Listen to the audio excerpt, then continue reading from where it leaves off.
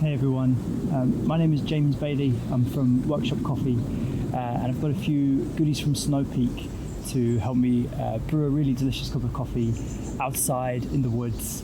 It's a really lovely hot day, but I still want to drink a nice cup of coffee. And some of these wares are really fantastic if you're trying to travel light and prepare something without carrying too much weight in your backpack. So we're going to make a cup. I'll talk you through a few tips about how to get the very best results, and yeah, we'll have a cup of coffee.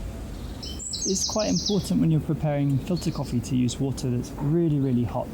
Some advice in the past has been to let your water cool a little bit before brewing, and I think that's often come hand in hand with the fact that coffee roasting was often a bit darker to cover a lot of issues in green coffee, whereas these days if we're able to access fantastic quality green coffee, we can roast it a little bit lighter to show off the innate attributes. And we don't have to mask any problems with a darker roast.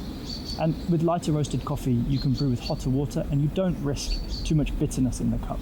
Lower temperature water was always a way to curb bitterness by bringing the overall extraction down a little bit. And we don't really need to worry about that today. Using great beans is the cornerstone for a good cup of coffee. Find a roaster that you like who display information about where the coffee is from. Ideally when it was picked, when it was roasted. They're the sort of key tenets. Maybe some flavour descriptors and some information about who produced the coffee. Something that makes a huge difference when you're preparing coffee time and time again is to use scales. If you just go by eye using scoops and filling up, you can have relatively repeatable experience, but using a scale just means you don't have to worry about that. You can rely on these to get your recipe right, and then as long as your technique is on point and you're using good ingredients, the brew is going to be really delicious. I'm going to weigh out 15 grams of coffee. And I'm going to grind this sort of medium, not too fine so that it would take forever for the water to drip through, but not so coarse that it will rinse through very fast without really getting out a whole lot of flavour. So here we have boiling water, a collapsible dripper, and this is going to hold the filter paper that we need to brew our coffee through, into a little mug. Again, like we weighed the coffee beans, we're actually also going to weigh the water that we're adding, and that way we can have a consistent ratio of coffee to water.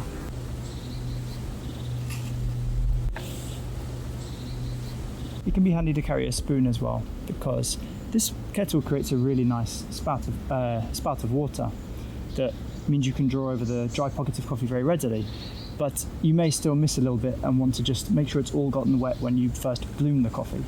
So I have the scale zeroed off. I know because I've got 15 grams of coffee in there that I want to add between 30 and 45 grams of water.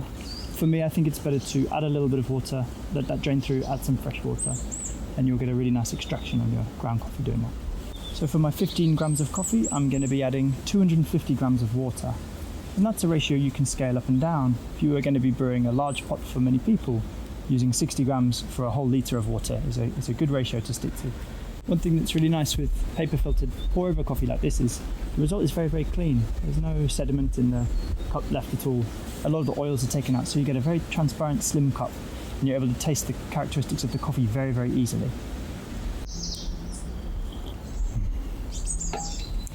I do also believe that a cup of coffee always tastes sweeter when you've waited a few minutes whilst it's being prepared. You know, so many convenient ways to prepare coffee these days, but something that's taken a few minutes to prepare just has extra flavour for me. It's more rewarding to both do and then enjoy. Some things you could do if you really wanted to travel extremely light and you'd wanted to carry less things but still prepare nice coffee. In the morning before you leave, I would suggest rinsing your filter papers to save a little bit of water to carrying with you in your backpack. And you could most definitely grind in the morning before brewing if you don't want to have to carry the grinder as well. And you wouldn't have to bring the scales, you could eyeball it. But I do think there's something to be said for bringing everything you need to prepare a really great cup from scratch. It just adds a little bit of enjoyment to both the process, but also the time you then take to enjoy it.